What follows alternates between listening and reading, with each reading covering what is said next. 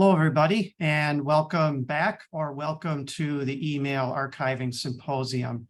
We're really pleased to lead off here with our first panel discussion and our first non-keynote event with an introduction to ePADD Plus, which is one of the projects funded by the EABCC project, and a really wonderful tool that many of you know about that's now been enhanced with some preservation functionality. So again, just very happy to welcome you here and to welcome Tricia, Stephen, Sally, and Paul to introduce us to ePADD Plus. So I will turn things over to the group, let you get set up with screen share, and really just look forward to hearing all about ePADD.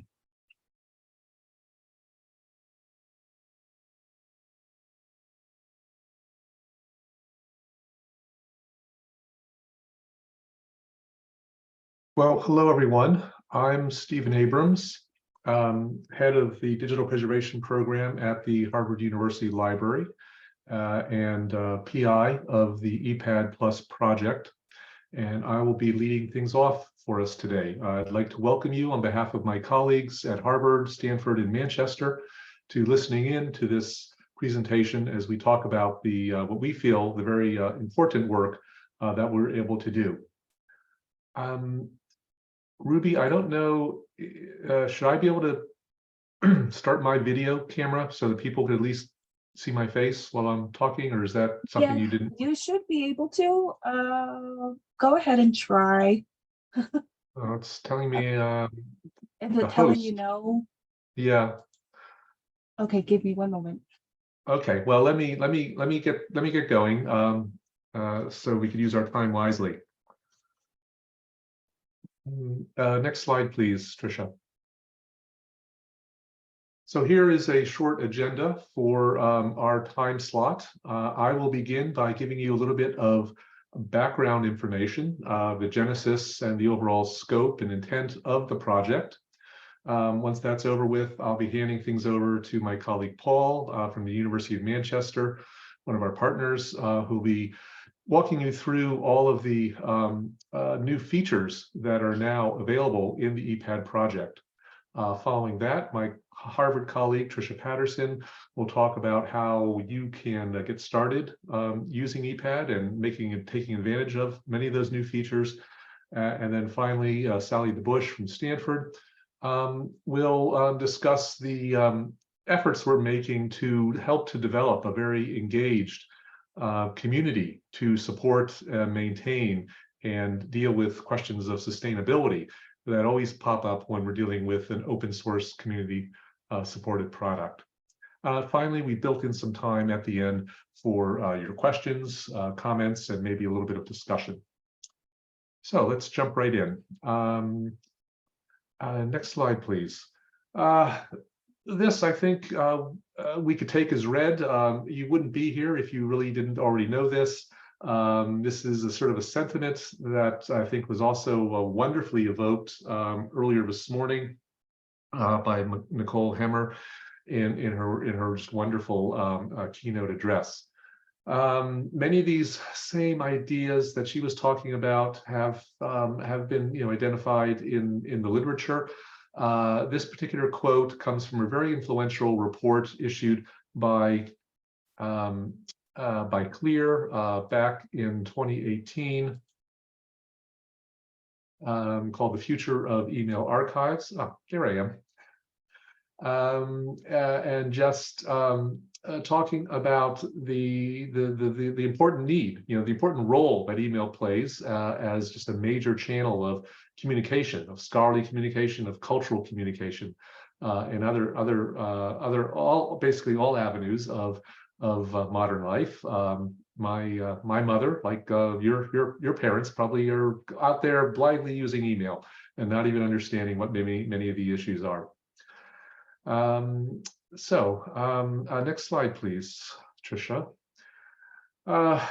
So email really is just another content genre in the larger universe of materials that we as cultural heritage institutions and accepting a stewardship responsibility know that we need to deal with. And therefore, email needs to be subject to the same sort of preservation imperatives that we would apply to any other genre that we deal with. At a certain high level, these have to do with these four imperatives of ensuring ongoing archival integrity, authenticity, accessibility, and then, of course, finally, usability. When we apply these principles to email records, we can sort of get to a little bit more detail. We need to be able to acquire these materials from a very wide variety of clients, servers, and online protocols. Questions of authenticity, obviously quite important. And this includes, not only sort of the bit level integrity that we often think about, but in the context of email, we have to deal with really important questions of original order. There's a lot of semantic information, for example, built into email headers. We need to make sure that we're dealing with all that header information, not discarding any. Email nowadays is often a multi-part artifact. We need to have all of the different component parts, attachments, and so forth. We need to have ways to both characterize and describe email collections at a technical level, a structural level, an intellectual level, and so forth. We may need to be able to normalize or create derivative forms. Email comes in a variety of file formats, often dependent on the types of tooling that we're using. There are very valid reasons to be able to create appropriate derivatives for purposes of enabling the widest possible further use, as well as helping to facilitate the long-term preservation. And finally, we need methods for making sure that user populations, such as the historians we heard about earlier today, can discover and make effective use of these materials. Next slide, please. So ePAAD, of course, is a well-known open source tool developed by Stanford University. Sally DeBauche, who we'll be hearing from a little later, was very instrumental right from the beginning there. We at Harvard also got involved in email archiving over about almost 12 years ago now. At that point, there was not a lot of tooling available. So we built our own infrastructure, something called EASE, the email archiving service, which was maintained as a custom application over the past decade. If we take a look at EASE and ePAAD, we can see that there's quite a bit of overlapping function, but that there are also functional areas where each has fairly unique capabilities. This became important as we started to go into some conversations with our colleagues at Stanford regarding the future roadmaps for both of our respective tools. Next slide, please. Again, this sort of notion of freer interoperability between a tooling ecosystem was another important point raised by that Future of Email Archives report. If you're interested in email, and you wouldn't be here, and you haven't had a chance to review that, I would certainly suggest that you do so. There's a lot of really good pertinent information that's in there. It certainly was talking about the need for this interoperability.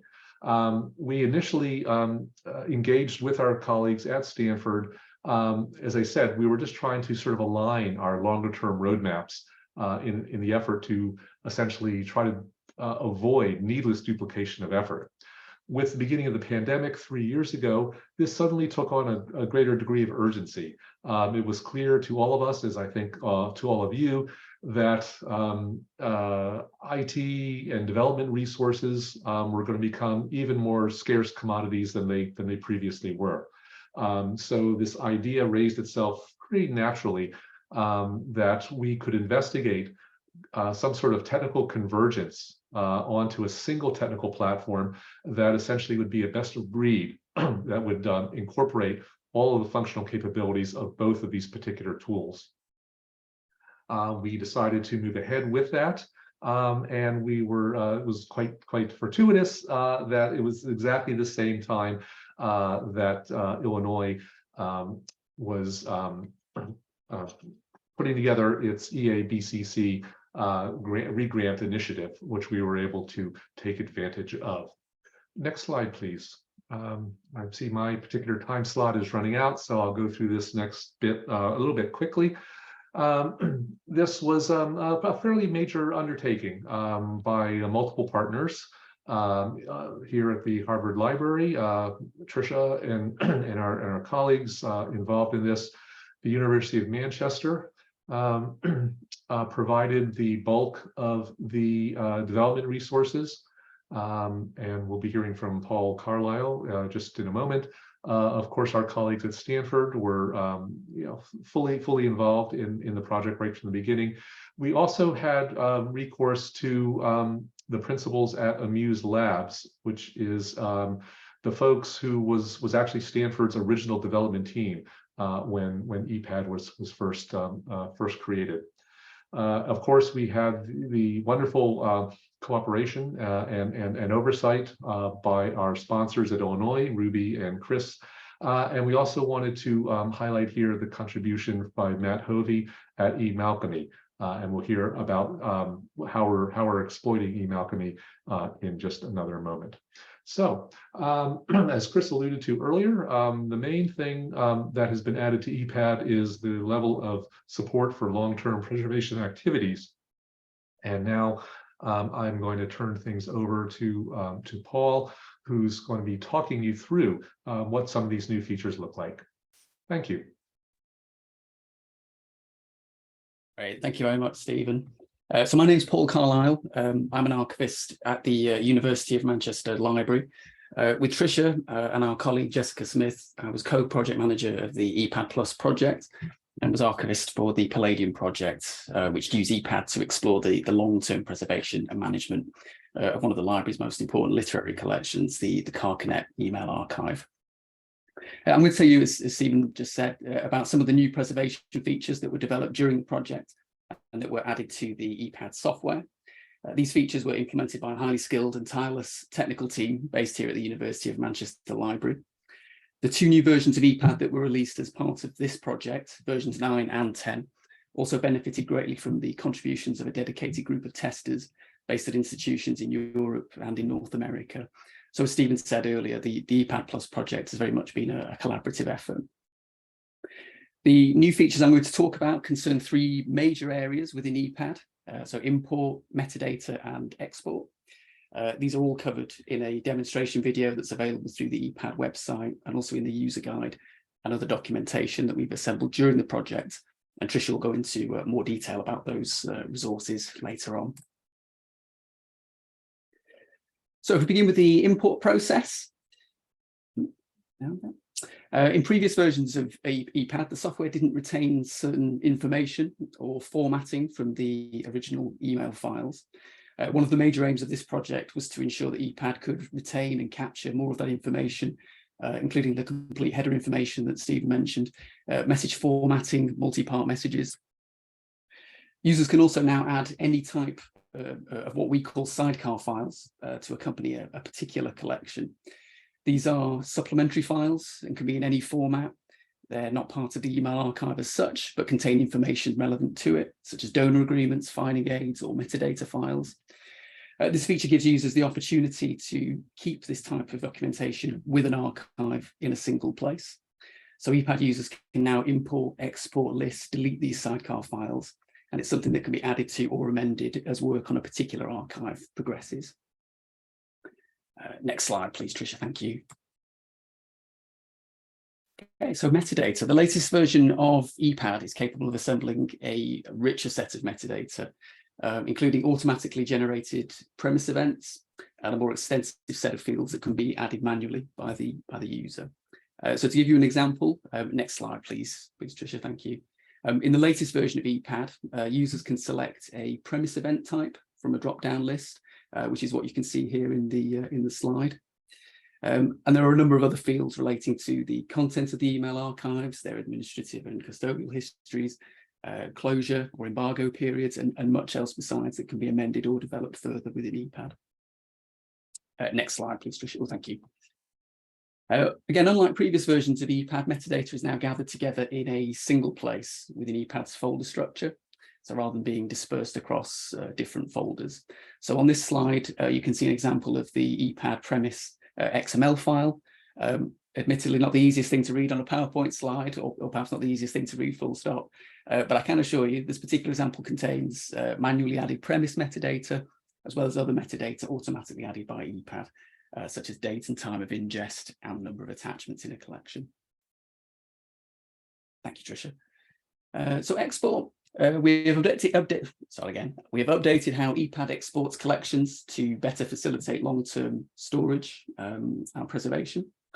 So this means packaging what we call the canonical version, that is the original, unappraised, unprocessed files that were imported into ePAD, packaging that together with the appraised or processed derivative versions, together with any sidecar files and all of the metadata in one preservation-ready package, ready for import into the user's repository of choice.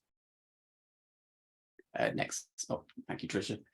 All of these features that I've described so far were part of the ePAD version 9 release, which was made available through GitHub in autumn 2022.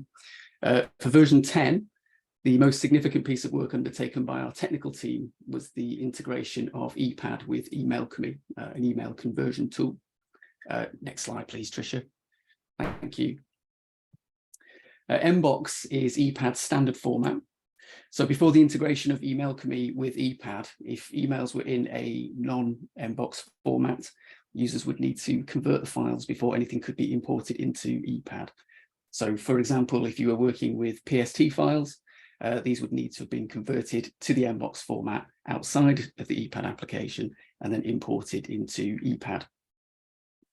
We ran a survey to determine the most popular, widely used email conversion tool amongst ePAD users, and emailchemy came top of that survey.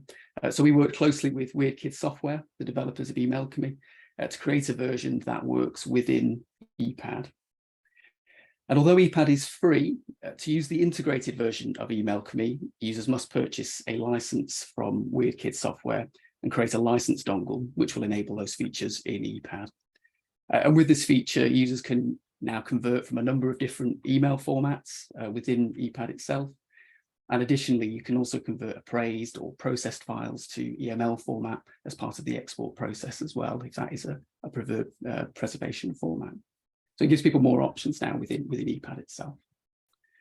So those are some of the new features that we developed during the project. I'll now hand over to Tricia, who will explain how you can get started with ePAD. Thank you, Paul. As Paul mentioned, I am Tricia Patterson, and I was the co-project manager with Paul and Jess Smith, who I want to mention will be talking about the Palladium project that Paul mentioned during the EABCC program. So be sure to check that out. And hosting our slide deck here. So I actually just want to, I'm going to be walking you through the newly launched ePAD website. So as part of this project, we really wanted to focus on kind of repositioning ePAD. You know, Stanford had created ePAD and done the heavy legwork for like 3 rounds of grant funding before this of all the feature development. And since we were bringing in new partners during this project and trying to really expand ePAD into a more community supported open source project with Manchester and Harvard coming into it, part of that was repositioning, you know, things like the resources and the maintenance and the website to not feel like it was so just Stanford based and on their shoulders anymore, and more community contributed. So if you've ever used ePAD in the past, you've probably gone to the Stanford ePAD webpage before. That still exists, but we actually launched a whole new website. And that's where you can go to like get all your resources, download and install. I'm going to show you that here in a second, find the user guide there and some other resources, as well as the important part is contributing your resources, because we really want it to be crowdsourced. So let me see if I can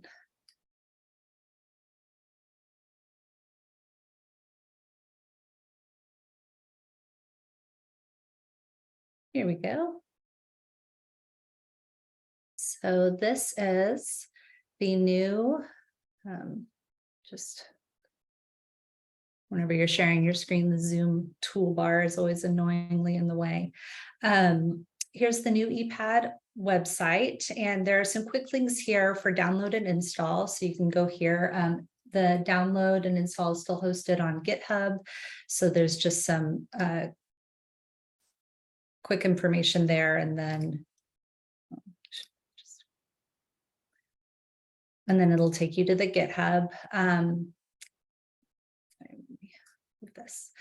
You can go to the history and it'll explain a little bit about the phase 4 ePAD Plus project that we've just talked about here today, as well as past grant funded phases of the ePAD project. You can go here for the user guide, and this will pop out into, you pop this out here into its own doc, or you can just use it embedded right here in the website. The discovery module, there's a whole separate page here for the discovery module user guide, and to check it out, the standalone, if you've ever explored it, collective discovery module that was part of the last round of funding. And then there's things that here, like projects and workflows, that we really want people to crowdsource. So you can see at every page here, you have like a, hey, do you have a project you'd like to share? Do you have a workflow you'd like to share? Please send it to us, because we really want to start building out this being a shared resource where you can see how everybody is using ePAD in different ways, because we really do have unique workflows that we have to work around. The lexicon libraries are still available. Everything has moved over and is available on this website now, including some new community opportunities that Sally is going to introduce as well. So let me come back here.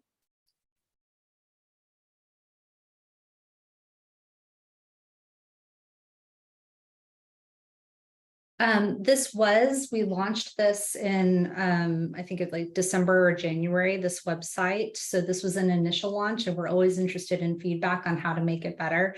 There are links in the website to contact the ePAD Plus project, join the listserv, anything you can think of to like get involved and contact folks. So please reach out. Don't be afraid to submit stuff. That's the most important part of making this a community contributed resource. I'm also just going to spend a couple of minutes walking through, now that the features, you've downloaded, you've installed ePAD, how do you actually integrate it into a workflow? There's a lot of different ways you can go about that. This is one sample institutional workflow. We've actually just recently adopted ePAD ourselves. We decommissioned EASE, as Stephen mentioned earlier, and we adopted ePAD. So we don't have a concrete workflow. This is a sample way that we are exploring using ePAD at Harvard. So I'm just going to quickly walk through that. And this is including the eMalchemy integration. So in this scenario, a record donor creates email in Outlook. So they have a PST, they export the PST from Outlook. An archivist copies the PST onto an encrypted hard drive, brings it back to the archive, uploads it into the ePAD import module. In the scenario, again, eMalchemy is integrated so they can bring PST directly into it. They don't have to convert it to Inbox beforehand. They push it into the appraisal module. With some of our records at Harvard, we have a long embargo period. It can be up to 80 years. So in this scenario, if you're not going to go through a lot of processing stuff right now, because you know that you have 80 years to come around back to it, maybe you just do some light appraisal, or you can go ahead and keep working on it and push it into the processing module. From there, from either the appraisal or the processing module, you can export a preservation ready bag. So these are some of the assets that it could include. In this scenario, we have the original PST. If we have eMalchemy integrated, we can create a preservation EML. eMalchemy allows you, as Paul mentioned, to create either an Inbox or EML export Again, if you don't have email-alchemy, you can still just create the inbox export, typical, ePAD workflow as before. But if you have email-alchemy, you can choose to select EML as your preservation format target. And then we have our metadata. At Harvard, we worked with our LTS team to create an automated deposit process from ePAD into our repository, our digital preservation repository called the DRS. And that includes basically when you're exporting from ePAD, you're exporting onto a Nextcloud directory, and then there's some automated things that go into just grabbing it and taking it into our repository service. So that's just a really quick sample workflow. We would love to hear about other workflows that folks have. Again, submitting through the website, please, and thank you. And now I'm going to turn it over to Sally to talk about how you can get involved. Thanks, Tricia. I'm Sally DeBauche. I'm a digital archivist at Stanford, and I've been working on the ePAD project for a few years now, including this most recent round of development. So I'm going to be talking a little bit about how you can get involved in the ePAD project, because it is a highly collaborative community project. As Tricia's been saying, we really welcome our users to get involved with the work that we're doing, and we have a few opportunities to do that.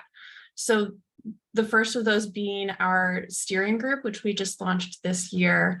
We are welcoming new members to the group. If you're interested in shaping the direction of ePAD going forward, including developing a roadmap for the project, which is our current piece of work, identifying and applying for future grant funding, collaborating with ePAD users to improve our user documentation, and sharing ideas about projects that are related or tie into using ePAD. So you can see on the slide there our schedule for upcoming meetings. We meet bi-monthly.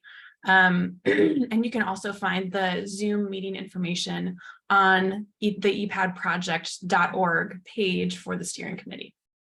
Next slide, please.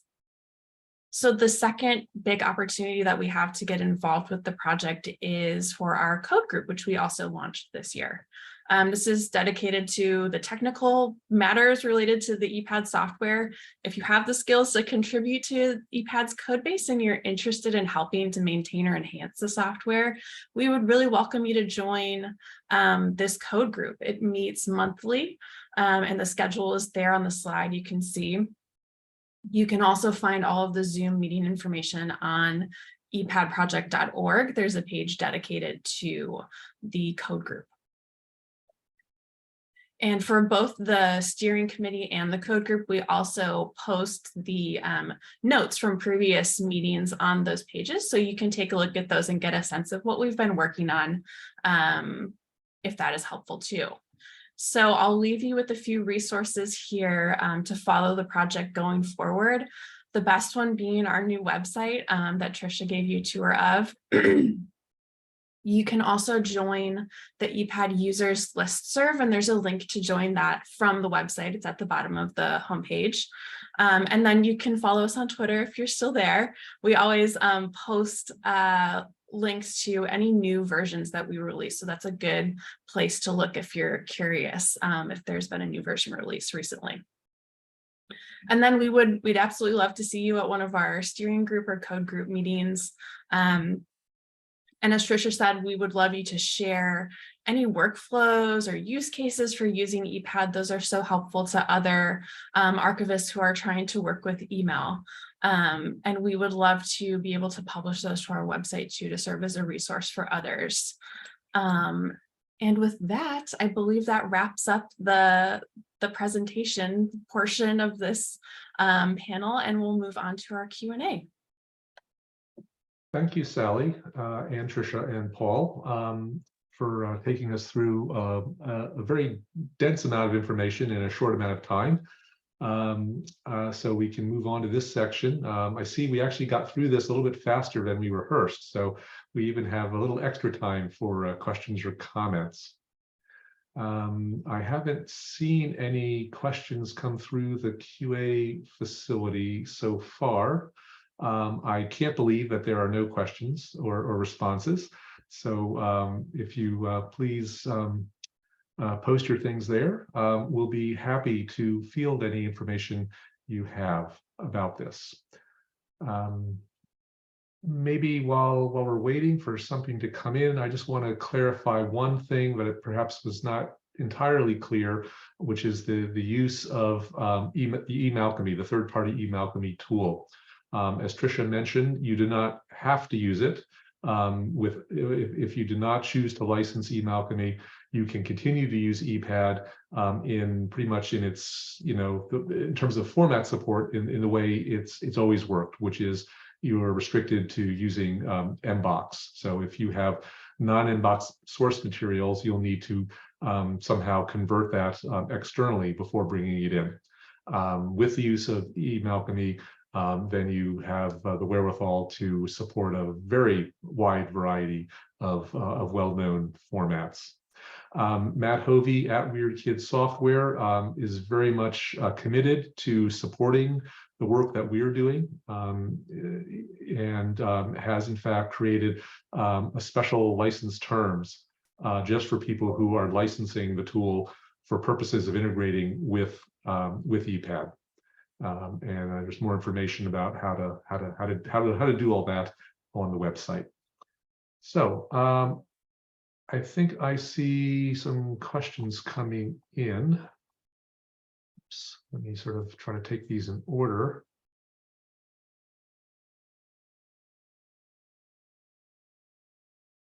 So the first question has to do with appraisal. How do you filter out confidential information and/or messages? Sally, maybe could you Yeah, I can talk about that a little bit. That's such an important question because appraising email for confidential information, legally protected information even, is such an important aspect to processing email collections, because we really can't provide access to email collections unless we can feel confident that we're not inadvertently exposing personal, legally protected or confidential information, right? So there are a number of features within ePAAD that are geared towards doing that kind of work. Probably the most powerful one that I can think of, or the one that we use most frequently, would be the lexicon analysis feature. So this is kind of like bulk keyword searching is how I think of it. So, and the lexicons, if you're interested in looking at what terms are included in each lexicon, which are sort of thematically grouped, those are on the ePAAD project website. So you can take a look at those without having to actually install the software. And I would say that's probably the first and most useful feature for identifying information that you might consider confidential, personal, legally protected. And then ePAAD uses a system of labeling messages. So you would apply labels to messages indicating that they should be restricted. And those labels can be actionable within ePAAD. So if you apply like a restrict for a certain amount of time label to a message, then it would not be exported to the final module that's accessible by researchers. So that's how, in a nutshell, that's how ePAAD handles doing appraisal for confidential or sensitive information. And sorry, could I add to that, Sally? Sorry, Yeah, Stephen. please. Our colleague Jessica Smith is speaking tomorrow about the Friday, actually. Is it Friday? Let me think. She's speaking one of the days this week anyway, about the Palladium project, which we started here at Manchester, which looked specifically at the appraisal of the Carcanet email archive. And so many of the things that Sally just mentioned, actually, Jess will be able to actually demonstrate how that's been used in practice as well with that particular email archive. So that may help as well with ideas for how some archivists have approached this question. Thank you, Paul. Sally, there's actually, scanning through here, I'm seeing a somewhat related question having to do with appraisal. And I think this is probably coming from someone who's not really familiar with ePAAD. So I think it's important to sort of address this. They're asking, how does appraisal within ePAAD work differently than if you just try to do it manually through a standard email client like Outlook? What's the added value that we feel we're providing by doing this kind of activity within the ePAAD framework? Yeah, so I'm sure we've all had the experience of trying to find something in Outlook, and even if you know for a fact you sent this message, you still somehow can't find it just by searching for it, and that can be a real challenge to dealing with email collections. So ePAAD, if you look at the software, it doesn't look like an email client. It's structured differently, and it's structured in ways that allow you to kind of broadly browse. And if you're just approaching a collection, you really don't know what it contains. But it also provides a number of ways to search collection in a more fine-grained or targeted way. If you do have some knowledge of it and you know you're looking for a particular correspondent or a particular subject or keyword even. So it kind of comes at it from both directions, I would say. Okay, great. Thank you. Maybe another question from someone who I think has not yet adopted ePAAD. To what extent does ePAAD require item by item review of messages as opposed to some sort of bulk processing? Can you do things at scale, essentially? Yeah, that's a great question, because that's another huge challenge to dealing with email, is just the scale that collections can grow to. There's really no way to look at an entire collection message by message, right? So again, ePAAD kind of comes at it from multiple angles. You can look at messages one at a time if you want to, but you can also use different features to kind of drill down to subsets of messages. So you could use a lexicon to get down to a subset of messages that all include some set of keywords. And then from there, you could maybe review them one at a time. And you can also, do advanced searches to drill down even to a more specific set of messages and then review those one at a time. So you have the option to do both. You can access each and every individual message within ePAAD, but to make the processing more efficient and really to make it possible, it has a lot of features that are geared towards understanding the intellectual content of the email collection without having to look at each and every message. Hopefully that answers that question. Thank you. Okay, here's an interesting one. Does ePAAD have or plan to develop the ability to engage with ERDM exports or systems, possibly even something like SharePoint, that might contain individual emails rather than formal email accounts? ERDM, I'm not sure if I'm not familiar with that. I suspect that this person means EDRM, electronic discovery, and so forth.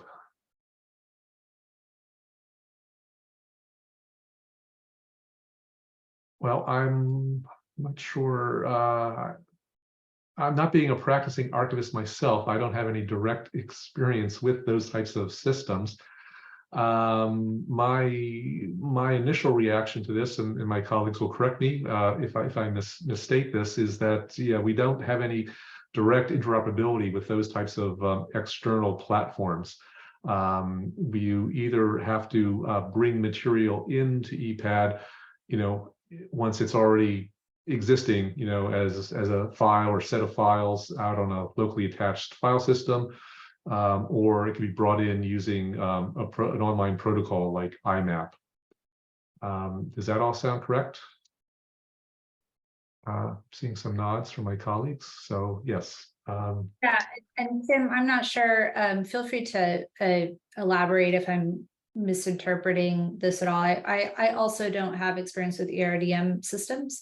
So I don't know, what that looks like when you're getting the emails in them. But Stephen answered, to my knowledge, the way that I would expect that to be is just like if you have a specific email format, whether, you can use ePAAD as it exists if you have a collection of inbox files. It doesn't have to be that your system directly. Please go ahead.